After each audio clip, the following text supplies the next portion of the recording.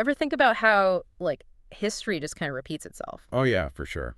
Well, we're going to look at something today that might seem completely unrelated to the January 6th Capitol riot pardons, but stick with me here. It all goes back to a white supremacist trial in 1988. Interesting. I'm intrigued. So, 1988, set the stage for us. What was this trial and why does it matter? Okay, so this trial, it involved a bunch of white supremacist leaders. Mm-hmm. One of them was this guy named Louis Beam, Okay. and they were hit with these, like, really serious charges, Yeah. including seditious conspiracy. Seditious conspiracy. Now, that's not something you hear every day. What does that even mean? Right. It's pretty rare. It basically means plotting to, overthrow the government. Wow, that's heavy stuff. Yeah. And, get this, they were acquitted. Acquitted, so they just walked. They walked, free and clear. And that's where things get even more, well, let's say complicated. Because this acquittal, it didn't exactly discourage the far right. So letting these guys off the hook actually emboldened them. Yeah, kind of. It's crazy, right. But that's kind of what happened. This Louis Beam, after he walks, he writes this super influential essay called Leaderless Resistance. Leaderless resistance. That sounds unsettling. What's the gist? It's a pretty chilling idea if you think about it. Mm-hmm. Beam was basically arguing that, like, traditional groups with their leaders and structure, they're too easy to infiltrate, too easy for the government to bust. Okay. So he's like, forget that. We need a new strategy. He wanted this decentralized network of individuals or small cells carrying out violence. No direct orders, no central leadership calling the shots. So like lone wolf terrorism. Yeah, pretty much. And here's where things start to connect back to today. Fast forward to 2021, we have the January 6th riot, and then Trump pardons over 1,500 people involved, including some convicted of, you guessed it, seditious conspiracy. Wow. So are we seeing history repeat itself here? Could these pardons, just like that 88 acquittal, actually be playing right into the hands of extremists? That's the million-dollar question, isn't it? Are we seeing a dangerous pattern here? And if so, what does it mean for all of us? I want to talk about those potential consequences. I mean, one of the biggest concerns has got to be, like, do these pardons weaken the deterrence against future violence? I'm looking at this source here, and it actually quotes a Kentucky man who was at the Capitol on January 6th.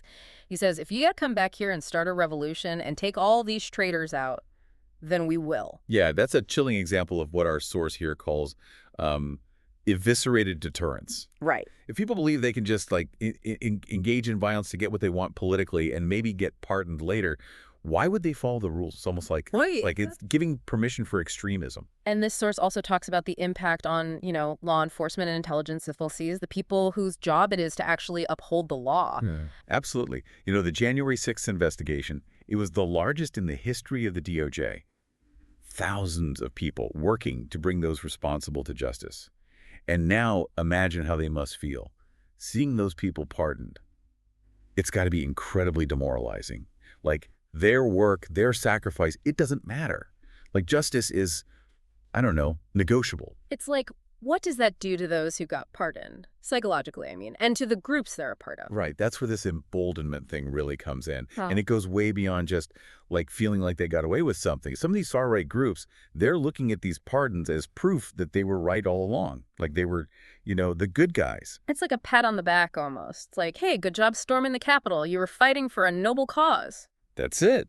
And the source actually quotes one Proud Boys leader saying, now they are going to feel like they are bulletproof. I mean, think about that for a second. That's a recipe for disaster. So we're not just talking about, like, a few lone wolves anymore. We could be looking at a whole wave of organized extremism. It's a real possibility. And a scary one. These pardons, they could give these groups more power, make it easier to recruit people. And we could see, well, who knows what could happen? Maybe even bigger, bolder attacks in the future. So how does all of this tie back to that 1988 trial and that leaderless resistance idea? Okay, so it's important to remember that leaderless resistance isn't just about, lone wolves doing their own thing. It's about creating this whole atmosphere where these extremist ideas can spread, even without a clear leader or a strict hierarchy. Right. And these pardons, well, they could be adding to that atmosphere, like giving it fuel. It's kind of like we're creating a self-fulfilling prophecy almost. The more we worry about leaderless resistance, the more we might be empowering it without realizing it. Yeah, it's tricky, for sure. And it just shows how we need a smarter approach to fighting terrorism, Mm-hmm. one that looks at the root causes of extremism, Hmm. not just the symptoms. Okay. So we've talked about the impact on law enforcement, the whole emboldenment thing, and how extremist tactics might evolve. But what about the bigger picture? Like, how could these pardons affect America's, standing in the world, especially with other countries, our adversaries? Well, we touched on how other countries might be, like taking cues from January 6th. Brazil was a good example. But it's even bigger than that. China's been using the Capitol riot as, like, propaganda to say, see, democracy doesn't work. The U.S. is weak and chaotic. So we're basically handing them ammunition to use against us. Exactly. And these pardons just make it worse. It sends the message that, we don't even really care about the rule of law, that we're okay with violence and instability. So it's a foreign policy problem, too, not just a domestic one. Oh, yeah. Could hurt our relationships with allies, make our enemies bolder, and just, weaken our influence on the world stage. Man, this is a lot. Is there anything we can even do to, like, fix this? Or is it too late? It's kind of wild, right? How we started with this one trial back in '88 and ended up talking about like global politics and America's place in the world. Yeah, it just shows you how connected everything really is. You pull on one thread and, whoa, this whole tapestry starts to unravel. So as we wrap this up, let's bring it back to our listener. What's the big takeaway here? What should they be thinking about? I think the biggest thing to remember is that these January 6 pardons, they're not just some legal thing. They could actually be like a turning point in how we deal with extremism and political violence as a country. When you say turning point, what do you mean? Because like presidents have always pardoned people, right? For sure. Yeah. Pardons are part of the system. But these are different, I think. The message they send, it's like we're saying it's okay to attack our own capital as long as you believe in the right things, politically speaking. And that kind of echoes what happened back in '88, right? When those white supremacists got off. Like it might have made the problem worse in the long run. Exactly. It's not just about the legal stuff. It's about, like, the story we tell ourselves as Americans. Yeah.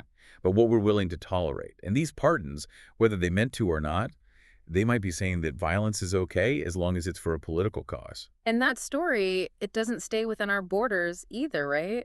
We talked about how other countries are watching us, even our rivals. Totally. Think about it. If you were trying to understand January 6th and you didn't know anything about, like, the history, the stuff we talked about today, would it even make sense? It'd be like a puzzle with half the pieces missing. Right? And for those countries that want to, cause trouble for America, these pardons might be giving them those missing pieces. So where do we go from here? It feels like we've uncovered this massive problem, but what can anyone do about it? Yeah, it's daunting, but I honestly think it starts with each of us. We all have a part to play in protecting our democracy. What can people actually do? Like specific things? Well, first, don't just believe everything you hear. Question everything, especially stuff that, like, already fits with what you think. Get out of those echo chambers. Yeah, exactly. Find different viewpoints, even ones you disagree with. Then talk to people respectfully, even if you don't agree on everything. That's how democracy works, right? Through debate and compromise. So like seeing people we disagree with as like fellow citizens, not enemies. That's it. And finally, we got to hold our leaders accountable. Doesn't matter what party they're in, demand transparency and honesty and a commitment to, actually upholding the law. That's a tall order, but you're right. Democracy isn't a spectator sport. We got to participate. Absolutely. And remember, you're not alone in this. There are millions of people out there who care about this stuff. Let's make sure those voices are heard loud and clear. Thanks for joining us for this deep dive. Keep those questions coming, keep learning, and keep the conversation going.